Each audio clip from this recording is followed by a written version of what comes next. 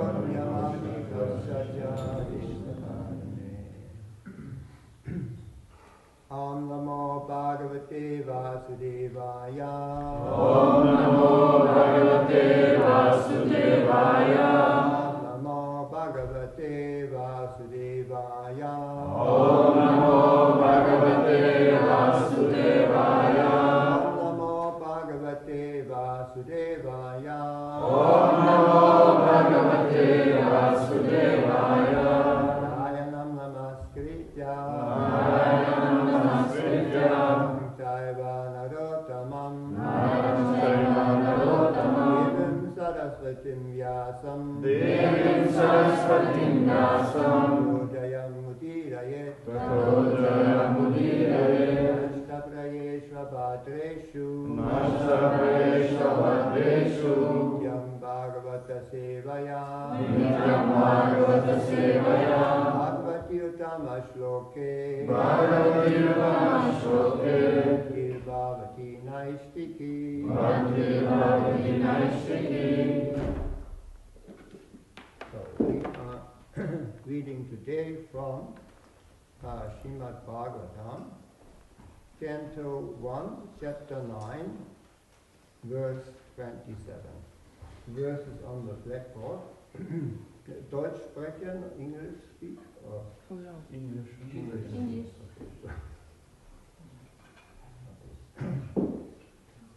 Dana Dharman Raja Dharman. Dana Dharman Raja Dharman. Dana Dharman Raja Dharman. Dana Dharman Raja Dharman. Dana Dharman Raja Dharman. Dana Dharman Raja Dharman. Moksha Dharman Vipakashaha. Moksha Dharman Vipakashaha. Moksha Dharman Vipakashaha. Moksha Dharman Vipakashaha. Sri Dharman Bhagavat Dharman. Sri Dharman Bhagavat Dharman. Sri Dharman Bhagavat Dharman. Sri Dharman Bhagavat Dharman. Sri Dharman Bhagavat Dharman. Sri Dharman Bhagavat Dharman. Samasa Vyasa Yogataha. Samasa Vyasa Yogataha. Samasa Vyasa Yogataha. Samasa Vyasa Yogataha. Samasa Vyasa Yogataha. Samasa Vyasa Yogataha. Dana Dharman Raja Dharman. Dana Dharman Raja Dharman. Moksha Dharman Vipakashaha. Moksha Dharman Vipakashaha.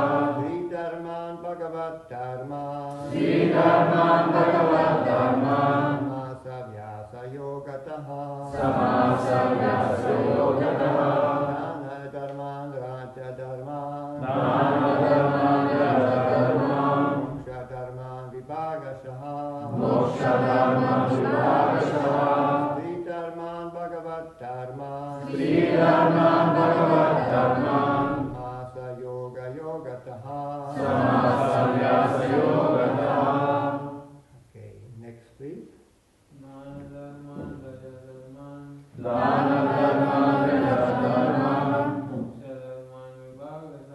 Moksha Dharman Vipakashaha. Sri Dharman Bhagavat Dharman. Samasa Vyasa Yogataha.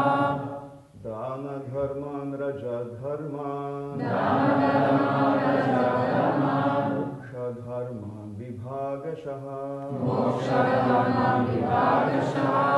Sri Dharman Bhagavat Dharman. Sri Dharman Bhagavat Dharman. Samasa Vyasa Yogataha. Samasa Vyasa Yogataha. Dana Dharman Raja Dharman. Dana Dharman Raja Dharman. Moksha Dharman Vibhagashaha. Moksha Dharman Vipakashaha. Sri Dharman Bhagavat Dharman. Sri Dharman Bhagavat Dharman. Samasa Vyasa Yogataha. Samasa Vyasa Yogataha.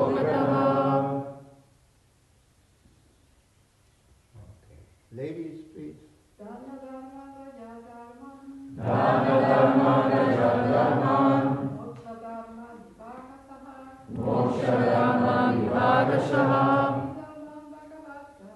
Sri Dhamma Bhagavad Dharma Samasya Yogataha Dana Dharman, the acts of charity. Raja Dharman, pragmatic activities of the king. Moksha Dharman, the acts for salvation. Vibhagashaha, by divisions. Sri Dharman, duties of women. Bhagavat Dharman, the acts of the devotees. Samasa, generally. Yasa, explicitly. Yogataha, by means of.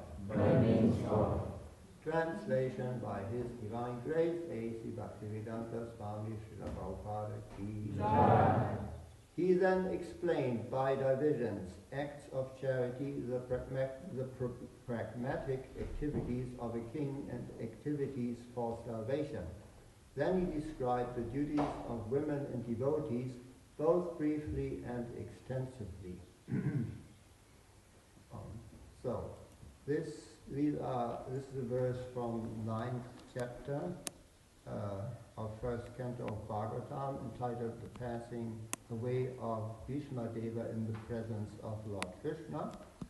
And my lecture consists actually of this verse and the previous verse and paragraphs of Srila Prabhupada's purports of each of these two verses. So I'm going to recite the previous verse too. At Maharaja Yudhishthira's inquiry, Bhishma Deva first defined all the classifications of castes and orders of life in terms of the individual's qualifications. Then he systematically, in twofold divisions, described counteraction by detachment and interaction by attachment. Then comes today's verse. So clearly these are the first two verses about Bhishma Deva explaining to Maharaj Yudhishthira the art of ruling a country. If you want to recapitulate what happened before, we all know the battle of Kurukshetra. You remember in Bhagavad Gita, Arjuna did not want to fight. One of his arguments why he did not want to fight, that there would be so many warriors would die, which would lead to the families having no head, no men there, and then the family getting in trouble and unwanted children were being born and so on. First chapter, this was one of Arjuna's arguments. And then Krishna, of course, defeats all these arguments, including the one that so many soldiers would die. So then Arjuna fought the battle because Krishna wanted Arjuna to do his duty with his mind intent on Lord Krishna. So then this battle was fought actually for Maharaj Yudhishthira, because Maharaj Yudhishthira was supposed to become the next king. Otherwise, if the battle of Kurukshetra would not have been fought as desired by Lord Krishna, then Duryodhana would have become the next king, and Duryodhana was not a devotee. He was not a religious person, and Krishna wanted a devotee to become the next king, so that the execution of Bhagavad Dharma or service of the Lord would be become manifest in society. This was Lord Krishna's plan, and that's why he asked Arjuna to fight the battle. So then the battle was fought, and the Pandavas won the battle, and then what Arjuna had feared actually happened.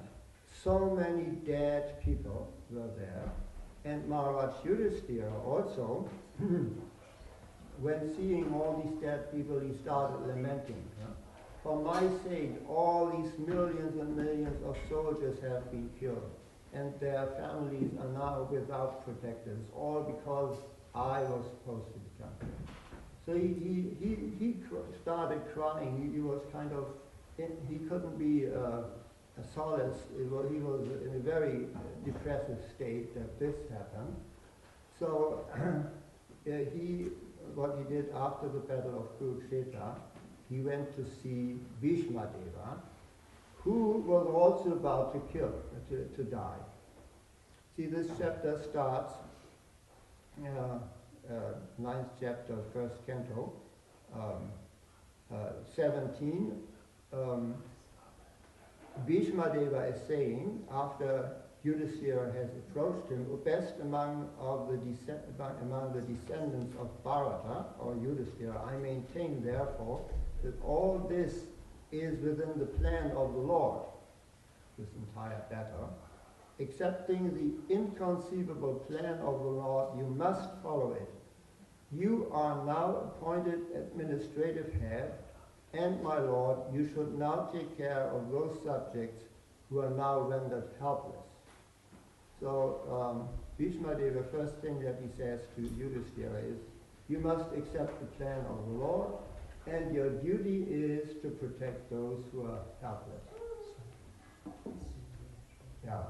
So just like Krishna, when Arjuna did not want to fight, Krishna basically explained to Arjuna, forget everything, just do your duty. Krishna explained, Matrash Pashastu Kauntiya, Situshna Sukhatukada, Agamapayana Anitya, Tanks Tikiksha Svabharata.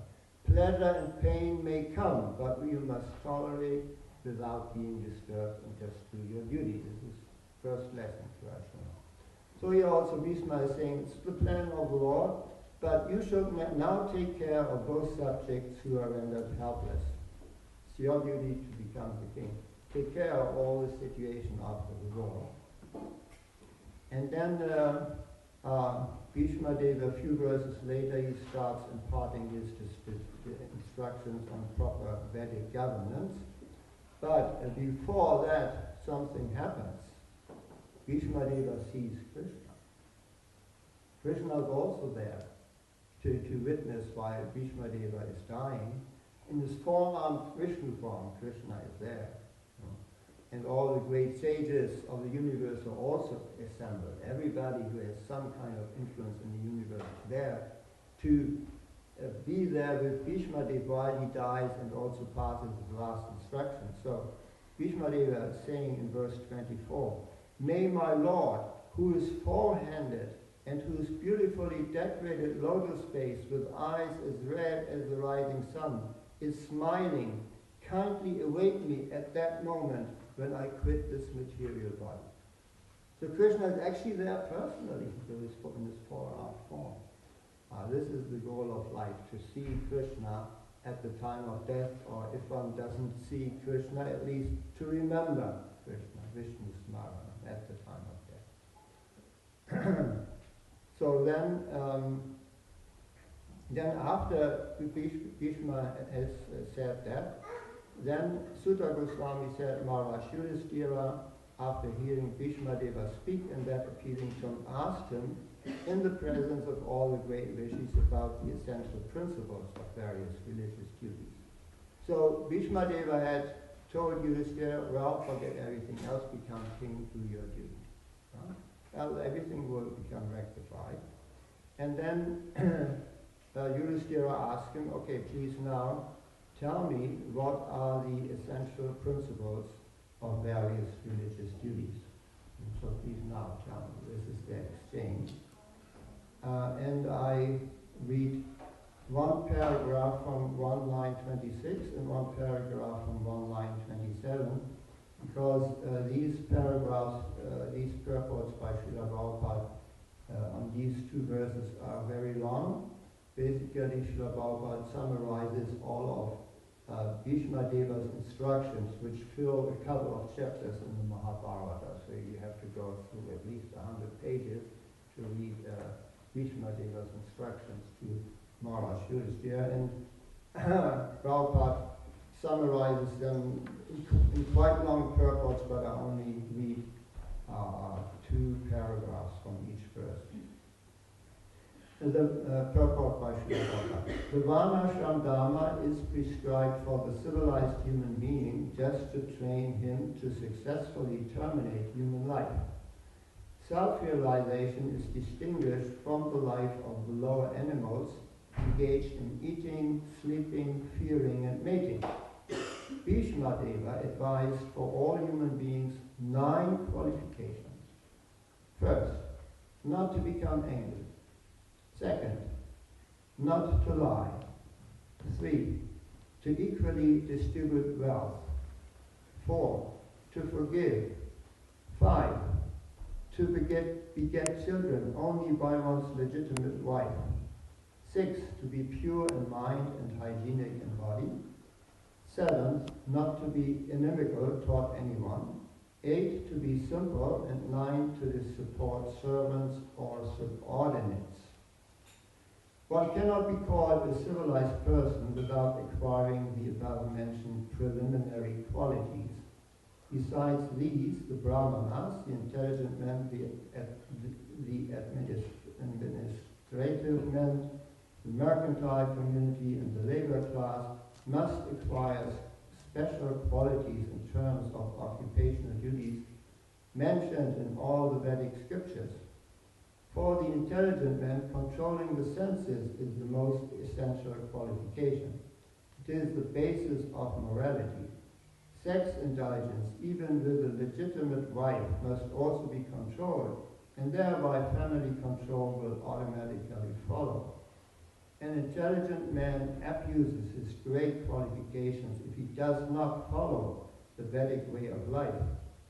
This means he must seriously make a study of the Vedic literatures, especially of the Srimad Bhagavatam and the Bhagavad Gita. For learning Vedic knowledge, one must approach a person who is 100% engaged in devotional service. He must not do things which are forbidden in the Shastras. A person cannot be a teacher if he drinks or smokes. In the modern system of education, the teacher's academic qualification is taken into consideration without evaluation of his moral life. Therefore, the result of education is misuse of high intelligence in so many ways. So that's one purport on 1926. Now the second purport on 1927. As far as salvation is concerned, one has to conquer the principles of lust, anger, unlawful desires, avarice, and bewilderment. To get freedom from anger, one should learn how to forgive. To be free from unlawful desires, one should not make plans. By spiritual culture, one is able to conquer sleep. By tolerance only can one conquer desires and avarice. Disturbances from various diseases can be avoided by regulated diets. By self-control, one can be free from false hopes. Money can be saved by avoiding undesirable association. By practice of yoga, one can control hunger, and worldliness can be avoided by cultivating the knowledge of impermanence. Dizziness can be conquered by rising up, and false arguments can be conquered by factual ascertainment.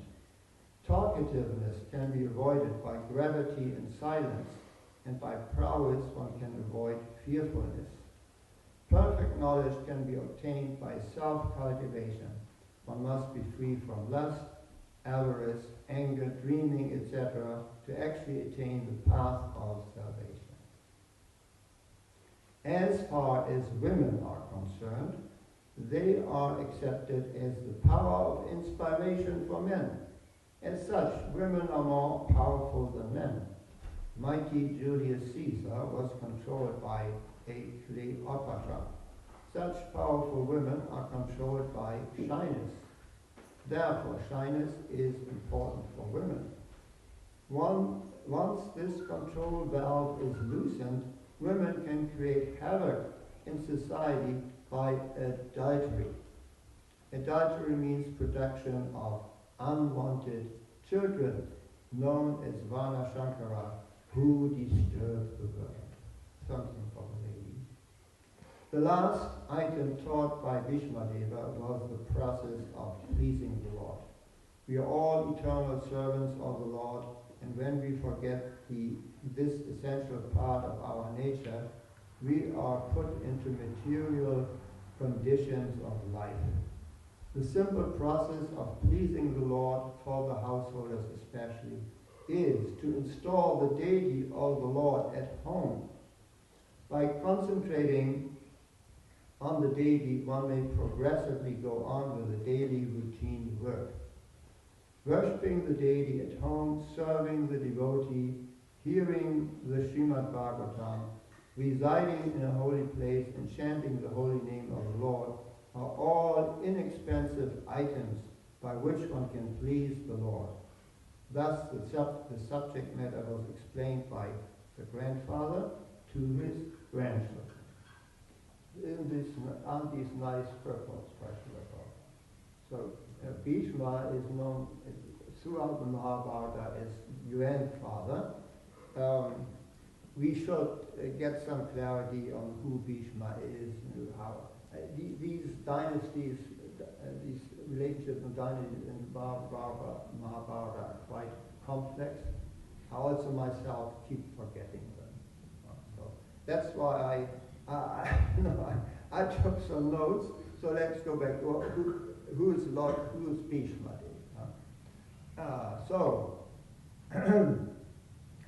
It's in the introduction of the Bhagavad Gita, there's a chapter, the historical background of the Mahabharata, the Bhagavad Gita. So there we have it. So there was one king, Shantanu. He was one Vedic king. We'll see all these Vedic kings, they have a divine origin. They come from the Manus, and there are extensive genealogical tables in the Srimad Bhagavatam, how they descend. So King Shantanu was one of these Raja Rishis.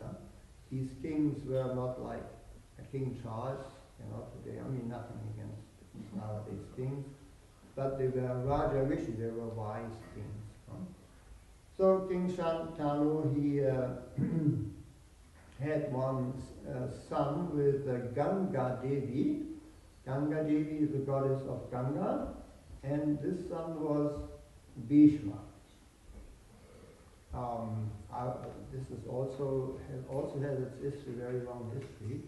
So after Bhishma was born, Ganga Devi was fed up with earthly life, we could say, and went back to the heavens. So King Shantanu was left with Bhishma Devi, his only son, with Ganga Devi, and he did feel quite lonely. It is not good for a man to be alone, is it? Neither is it good for a woman to be alone. So he fell in love with one lady, Satyavati.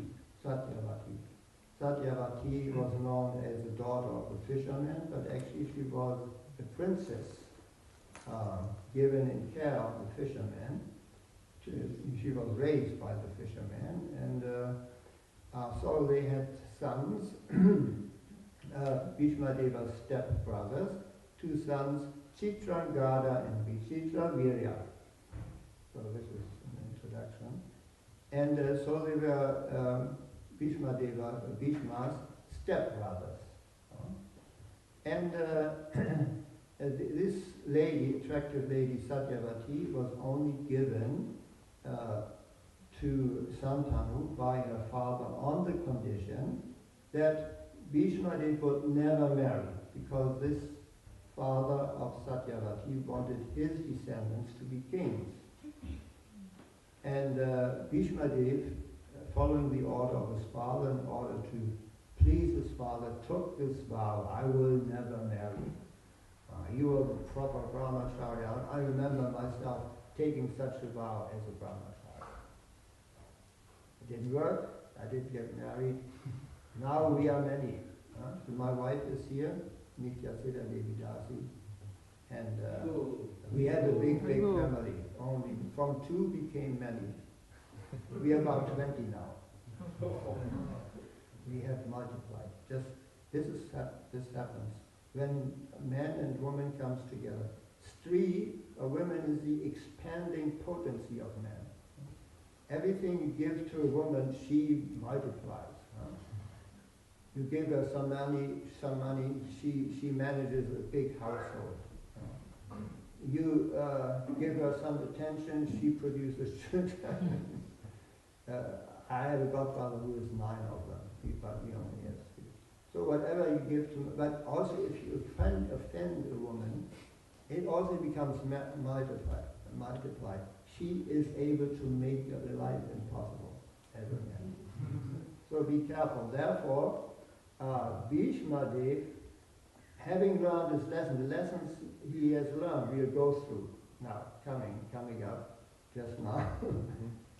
He also gives injunctions on Sri Dharma because although he was a lifelong brahmachari, he did have experience with women, and I must say he had bad luck with them. So anyway, Shantanu and Satyavati had Chitrangada and Vichitravirya. Chitrangada was killed in battle by a Gandharva of the same name, also Chitrangada.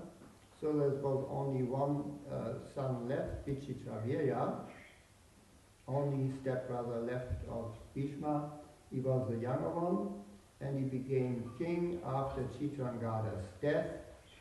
And he married two sisters, Ambika and Ambalika. Now this is one thing. See, when Vichitravirya was there, Bhishma Deva, being the elder stepbrother, he was put in charge of finding wives for his younger brother.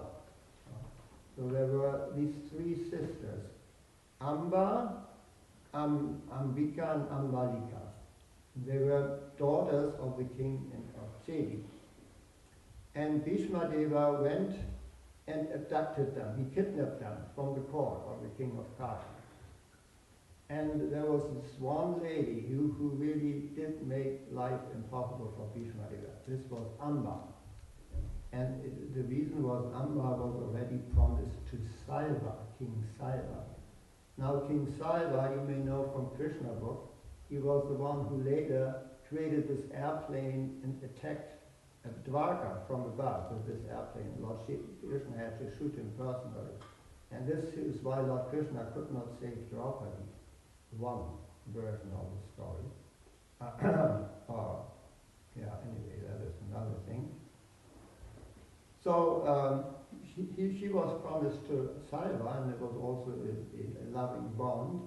The relationship had established.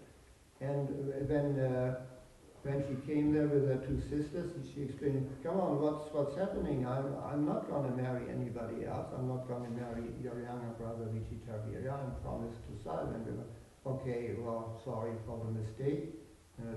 Collateral damage," Bhishma said, because he abducted all those 3 sisters. "Okay, take you back to Salva." Personally, he gave her a ride. So then when Amba came back to Salva, she asked him, "Please accept me, this was a mistake." Salva said, "No, you have been abducted by another man. I cannot accept you as a wife anymore. Go wherever you want, but I cannot accept you as a wife." So by whom was Amba abducted? By Bhishma. So she said, Bhishma, please, this Salva doesn't want to accept me. I have no other shelter. You abducted me. Klaus, please now, marry me. Bhishma said, "I have taken a vow of permanent brahmachari. I cannot marry any woman. I have promised it to my father and to the gods and the entire universe witnessed that I will never get married." he was really so determined. He was really Dritavrata, very determined in his vow. And so then Amba, she understood, and she became very, very angry. Now she was a Vedic lady. She didn't, give him poison, mix poison. No, she didn't, whatever women do when they are very, very not amused. Maybe some of us have experience. So, no, she went to the Himalayas to meditate. I must take revenge on Vishmadev. She meditated. She understood that to be the most powerful means. Meditation acquires some mystic powers.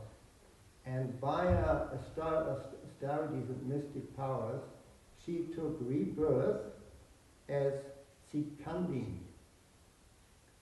And her vow was, I want to be reborn as a man, and when I'm a man, I will kill Bhishmadev. So she was reborn as Sikandin, and she was actually born as a girl, but mysteriously later changed into a boy, so it went back and forth. Sometimes we have these cases in Bhagavatam that certain men, Sudyumna also, he becomes woman, then men again, and it goes back and forth. So he was kind of a transgender type of person. So he changed sexes within one lifetime, but he had this determination to kill Bhishma, and he became one of the soldiers as a man in the battle of Kurukshetra on the side of the Pandavas. So, okay, well, let us go on with the dynasty here. We will come back to that a little bit later.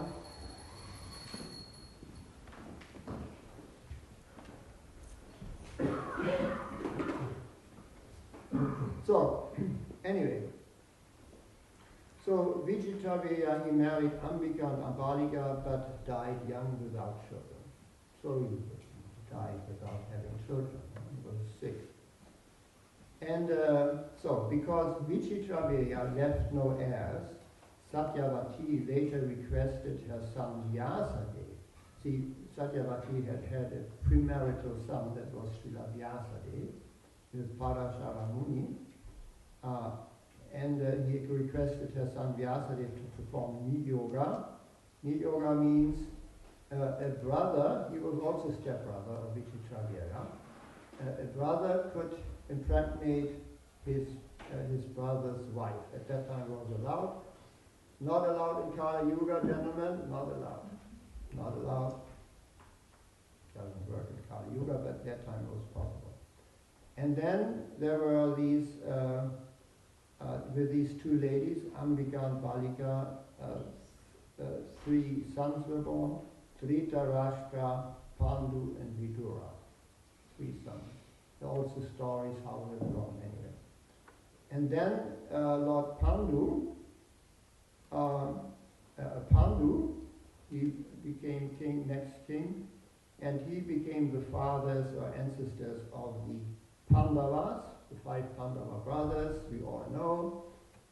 Who are the 5 Pandavas? First is Yudhishthira, then is Bhima, then is Arjuna, and 2 more, Nakula and Sahadeva. Also very interesting stories behind their birth.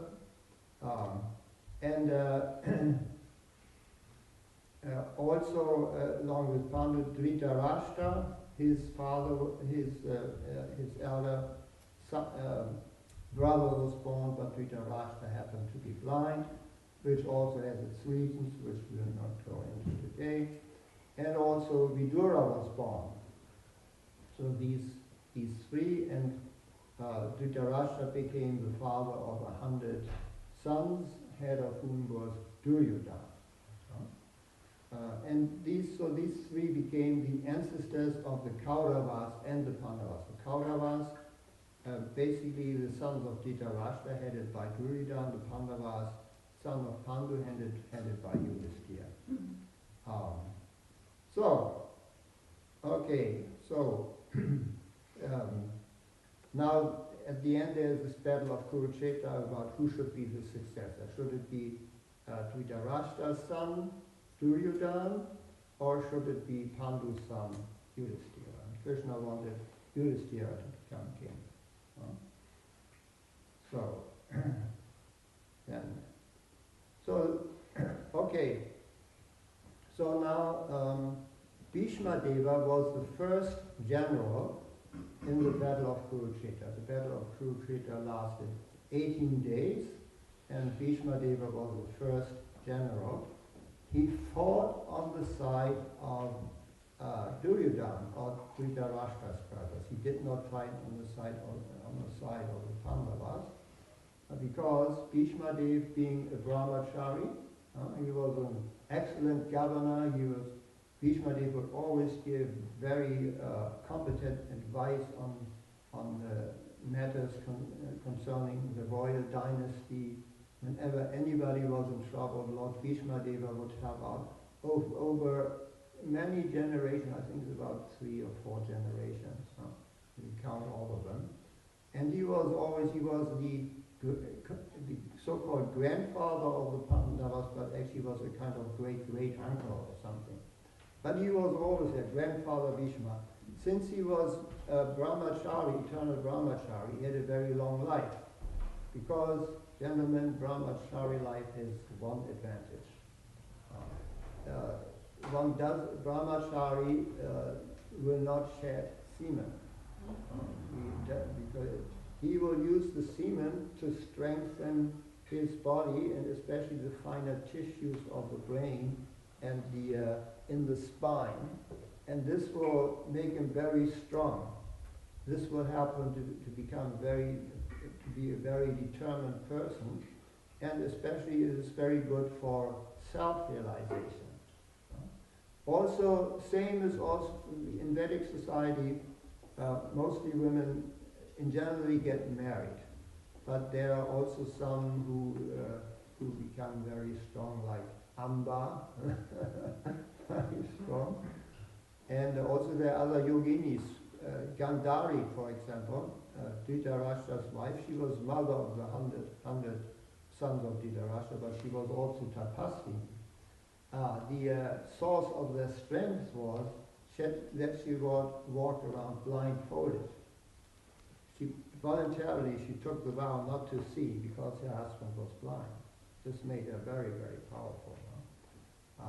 Made it so powerful that, for example, she could protect her son Duryodhana from being hurt by any weapon, except when he stood before her, he had covered his lower parts with the loincloth, so she couldn't see that part.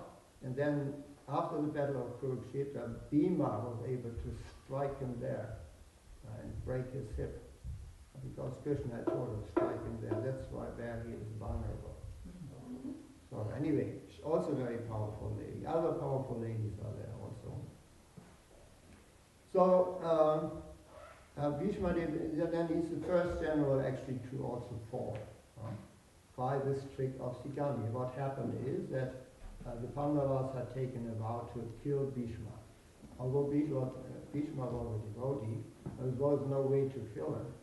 So they sent Sikandi. He was a warrior. But when he stood before Bhishma, the relation is he understood he was a woman in his past life. And another relation is that he suddenly appeared as a female before Bhishma, and then Bhishma, he said, I can't fight against a woman. Then, for a split of a second, he didn't pay attention. Arjuna shot an arrow. He took Sikandi as a shield, actually. So, then Bhishma, Arjuna shot this arrow from the front, but Bhishma had already shot by so many arrows in the back. So then they took Bhishma and he could lie on the bed of arrows. This is the relation in the Mahabharata, that the arrows had pierced his back, he lay on those. Then he said, okay, I'm thirsty, I need something to drink. people came with a cup of water. No, no, no, I won't accept that kind of drink. Arjuna, please bring me some water. So Arjuna shot an arrow to the earth. Water came out of the earth directly into Bhishma's mouth. And Bhishma quenched his thirst with that water. Okay, that's the drink I need. So then everybody there, including Krishna, and then after Bhishma has attained full self-realization because of seeing Krishna, then he starts imparting instructions on governance to Yudhisthira. What does this tell us? What does this tell us? I mean, we are in the succession coming from Lord Chaitanya, and Lord Chaitanya didn't want to have anything to do with governors. You read from Chaitanya Charitamrita, he did not want to meet King Prataparudra because Lord Chaitanya said that kings are worldly people. They're entangled in worldly things, and I do not want to talk to him. Chaitanya Mahaprabhu did talk to Ramananda Roy, who was a higher officer in King Prataparudra's government, and Sarvabhauma Bhattacharya had told Chaitanya, please, when you go to South India, do talk to Ramananda Roy because he is an expert in devotional service. So there is this famous talk between Chaitanya and Ramananda Roy. But he was not the king himself, he was an officer, and Ramananda Roy considered himself a Sudra. So the very interesting conversation, first thing is Ramananda Roy meeting Chaitanya because of this attraction is amongst devotees, says, well, how can you ask me? I'm a Sudra, you are sannyasi. Anyway, the conversation starts, and then after talking to Lord Chaitanya and giving him all the secrets of devotional service, then after that Ramananda Roy goes back to King Prataparudra and says, I'm not going to work as a government officer anymore. I've seen Chaitanya and I'm quitting. And he got a pension from King Prataparudra and was one of the associates of Lord Chaitanya in Jagannath Puri then. So by the agency of Ramananda Roy, Sarvabhauma Bhattacharya and others, this conversation between King Prataparudra and Lord Chaitanya came about. But King Prataparudra had to appear in a very simple Vaishnava dress. He couldn't come in his royal attire, with crown and his clothing like this. So Chaitanya movement, really, I mean, we could question how much do we have to do with the Raja Rishis of yore,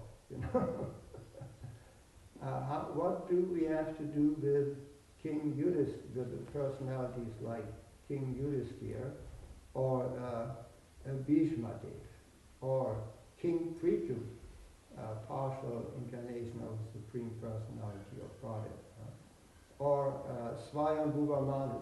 What do we have in common? These Raja Rishis of Europe, first of all, they are of divine descendants.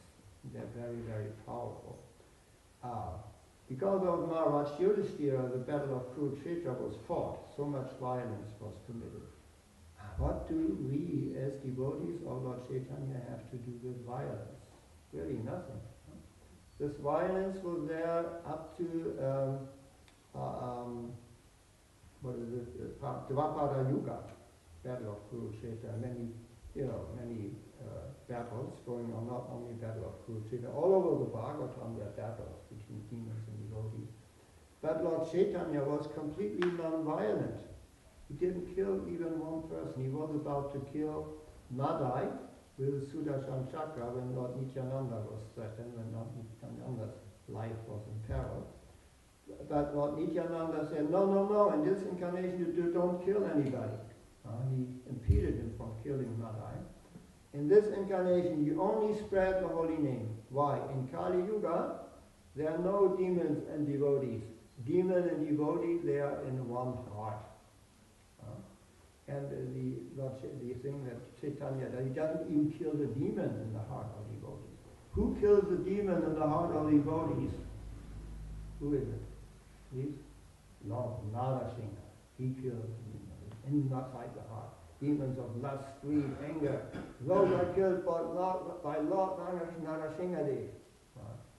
Because Lord Narasingha, we cannot say he is non-violent. But he only did it once.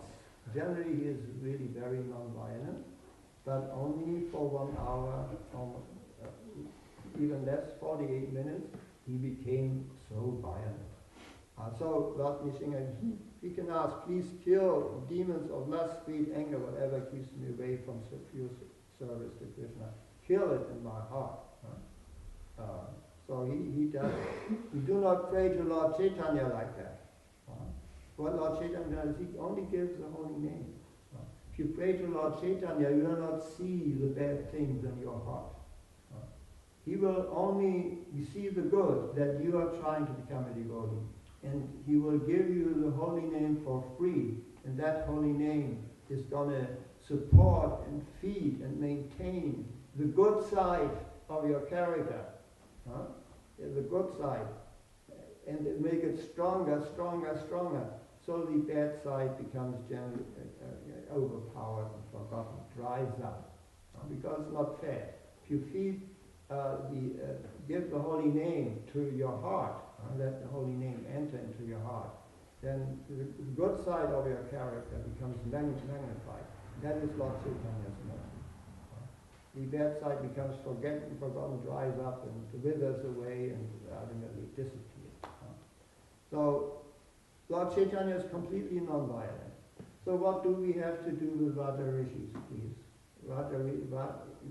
Kshatriya determined in Bhagavad Gita, they must have courage in battle. When do we ever enter into battle? We have this call, what is Schlachtruf, battle call of the Vaishnavas. You know what is the battle call of the Vaishnavas? Krishnastu Bhagavan Swayam. Krishna is the Supreme Personality of Godhead. That's our battle call. Or maybe we say a Lord Nishinga mantra when we are in danger. But Vaishnava will never commit any violence. Still, Kshatriyas are mostly also non-violent.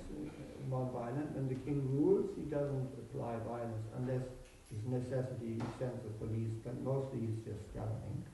And so therefore these things, these instructions by Bhishma Deva are very interesting from the managerial point of view. I repeat them here. Bhishma Deva advised for all human beings 9 qualifications. 1, not to become angry. 2, not to lie. 3, to equally distribute wealth. 4, to forgive. 5, to beget children only by one's legitimate wife. It's put in cursive, what's the name for cursive? Italics. Italics, here in Prabhupada's purpose. So at that time seemed to be an important point.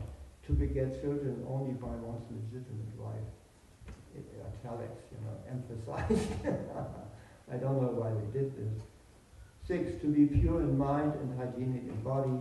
7, not to be inimical toward anyone. 8, to be simple. 9, to support servants or subordinates. So these things, anything else that Bhishma Deva instructs also very useful. And there are extensive instructions on Varna Ashram Dharma. So there has been a lot of discussion if we can apply Varna Ashram Dharma in ISKCON, and was tried in Prabhupada's times and after Prabhupada's times, and we haven't found a concrete solution. We do have some Varna Ashram Dharma communities, but they're quite small. But one thing only I want to say from my own realization, Krishna says, Chatur Vanyam Maya Shristam. They're created by me. He created those 4 Varnas. There are 4 types of people. 4 Varnas are there. So they are there. Either they are manifest, or they are there in manifest. They were manifest in Vedic times. In Kali Yuga, they're all unmanifest. We have the Asura Varnashram Dharma in India, degraded to the caste system. And in the West, we had the 4 estates in the Middle Ages. But you can still see different types of people. And for me, I worked in the company for many years. And, well, if you have a long life, you have a long history. And I try to analyze which Varna do I belong to. And it's a big help to find yourself. There's Swadharma. Swadharma means your way of working materially in your body. What kind of work do you like to do? How do you earn your income? Very, very good matter. Sudras earn their income by service. They get salary or wages. Vaishyas get their salary by gaining money, income through sales revenue. Kshatriyas earn their money by taxes, and Brahmanas earn their money by donations. So Brahmanas are definitely very much neglected in modern society. Brahmanas are teachers, priests, but they all get paid. Teachers are amongst the most well-paid people in Germany. It's true. I mean, if you are a government employed teacher, you have like 4,000 gross on your account, just judges, or they earn a lot of money. So that means the Brahmanas get money, they become corrupt. Also priests, even they're paid by the government, means they become dependent on the state. We don't have that here. And the head is already corrupted. If the head of society is corrupted, the rest will be corrupted all the more. But still, Krishna says, Maya Shistam, I created those 4 types of people. So it's a help. In my life it was a help. What type of work do I want to do? So, then of course there are many Raja Rishis in Vedic society. We have Yudhishthira, Parikshit, and we have Prithu, Swayambhu, Manu, Bhima as an advisor, and they all teach us certain lessons. That leadership, the Vedic king would be a servant of his people. He would be both a servant and also a father of the people. He would have a loving relationship to his subjects. The Vedic kings, what they all did, we also can see in Bhishma Deva's instructions. He wouldn't only nourish the people materially, but spiritually. This was originally the idea that the king makes sure people are also religious, spiritually, even in the West. But the popes became corrupt when the king's absolutism, the king said, I am the state, we don't need any religious advisors anymore. Then the kings became corrupt, then the Vaishyas did their revolution, the merchants, that's called the French Revolution, leading to the bourgeoisie, the mercantile government. Then the Vaishyas became capitalists, they explored the sutras, and they had the Sutra Revolution, which is socialist revolution, communism. So now, then in the West, what we have now is a mixture of capitalism and socialism here in Germany. It's all corrupt and atheistic. All these ideologies are after the European Enlightenment, and European Enlightenment means we must not follow religion anymore, but we must put the human being in the center. And these different philosophies were put together by philosophers in the wake of the European Enlightenment, and they are also only concerned with humanity. They're not concerned with the animals. They're not concerned with the plants. They're not concerned with the environment, only with humanity, which led everywhere to humanity spreading like rabbits, and exploiting nature to the largest extent, especially efficiently in the capitalist society. It's this capitalism is science to make money. So you can see how much money is being made and how much money is spent on wars.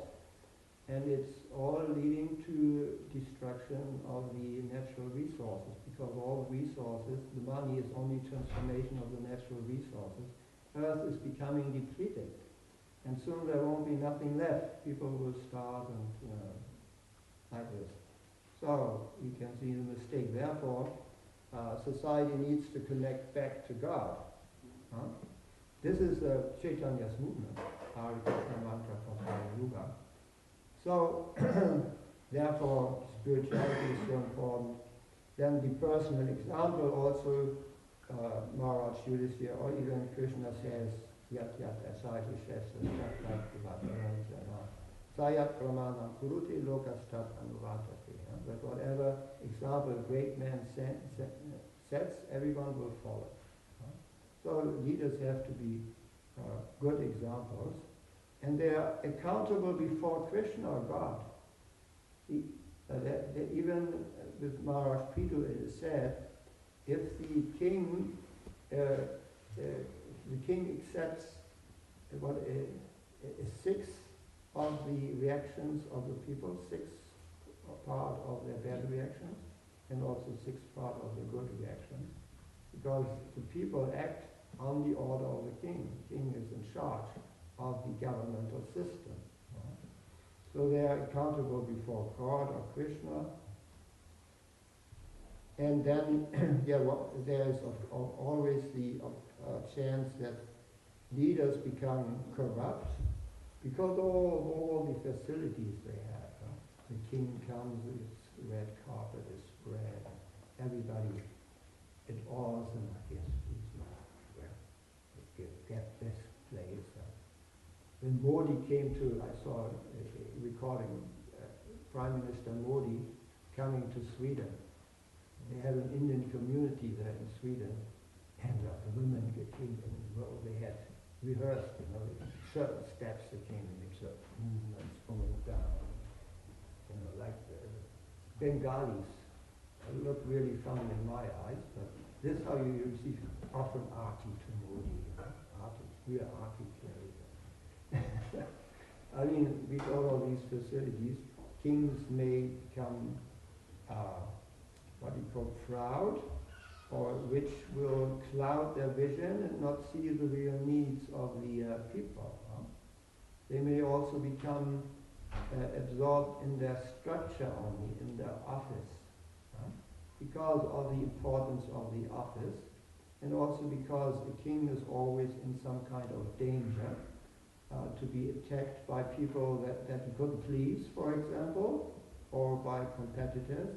So therefore, for a king, the danger is, there are many dangers. That's why they surround themselves with a staff, police, and security. So this may lead to the leader become corrupted. And so, in the life of Maharaj Parikshit, the lesson is, what protects a leader from such corruption? It is humility. Humility. We must become humble. That's of course what Lord Chaitanya also said. I mean, you may have your staff, your police, or your security, but you must remain humble. Otherwise, how can you keep the connection to the people you are in charge of? And in the life of Swayambhuva Manu, we can see that kings must be the protectors of devotees of Krishna and of culture, Vedic culture. So I want to end here, and do we still have time for questions? Or?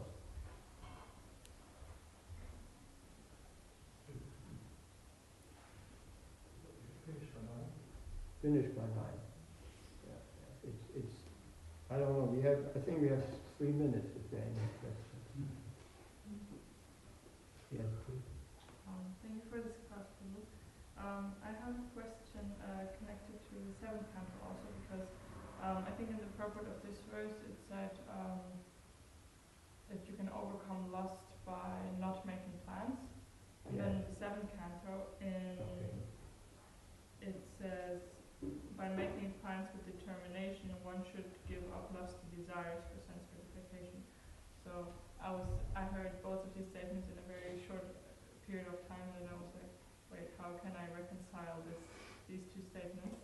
So maybe this is different kind of plans that are meant in these two statements. Right. Plans means plans for sense gratification. Huh? Like, for example, I mean, you are young people. Also, when Prabhupada started the movement, he had to do with young people. Huh?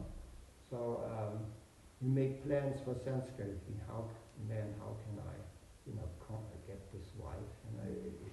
The tendency, you really make plans. How will I go about this?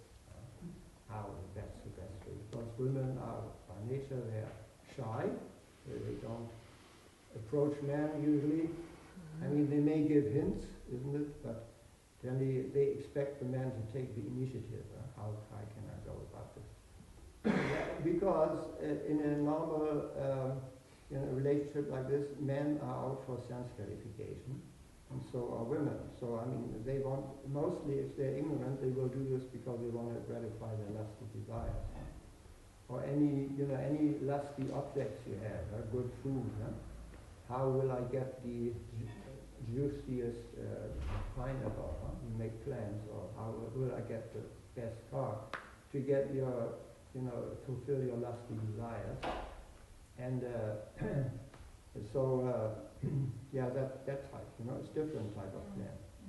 But if you make plan, well, how can I serve the deity? How can I engage in my service? This is what Krishna always said. Forget everything else, just do your duty. Everything else will come automatically. If you do that type of plan, then you will forget about rest. Thank you. Yeah. Okay. So I have a question if the time is okay. You were talking about how Chaitanya is actually not killing the lust and so on, but it's not singing. Very interesting point. But I'm a little bit confused about it because I heard that Chaitanya is like one who takes this away, and also Nityananda. Like for example, there's a song of Narottam Das where he prays to Nityananda to be freed of this lusty desire. So can you maybe elaborate a little bit on how we should reach out to Chaitanya and Nityananda for this, or should we rather reach to Singhavir? Well, both of them, of course, will free service to Nityananda. Chaitanya will free us from lust and desire. Now, Nityananda is a little bit different from Chaitanya also. He is closer to us. You can tell him any of your problems. Don't tell Lord Chaitanya. Tell Nityananda, or tell your spiritual master. Because Nityananda is Guru Tattva. He is spiritual master is a manifestation of Lord Nityananda's mercy. So he's closer to us. Yeah, but no, of course, Chaitanya and Nityananda will also free us from lusty desires through increasing love of Godhead. You may not tell Lord Nityananda about your problems. Of course, he will laugh about them. Even if you tell, they're saying, if you want to make God laugh, tell him about your plans. But if you want it to be really effective, pray to Lord Missionary. Isn't that true, Govinda? I mean, I have personal experience, but I will not tell it now. I told it on other missionaries during the They should have a bigger Lord Nishingadi. Do they have Nishingadi here at all on the altar? He is more effective. I mean, why do we have so many expansions of God, God is one, but you look at this altar, I mean, you see many gods. Indians amongst you, they're very good, many gods. But they are all expansions of Lord Krishna, but for slightly different purposes. all have their own aspects.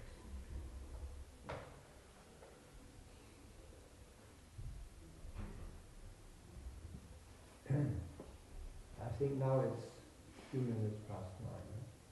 So it's breakfast time.